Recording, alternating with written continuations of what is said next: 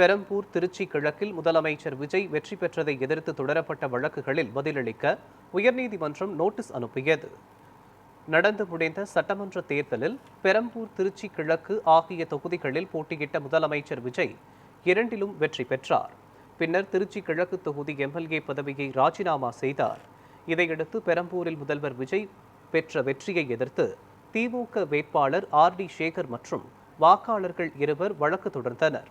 அதேபோல் திருச்சி கிழக்கில் அவர் பெற்ற வெற்றியை எதிர்த்து திமுக வேட்பாளர் இனிகோ இருதயராஜும் வழக்கு தொடர்ந்தார்.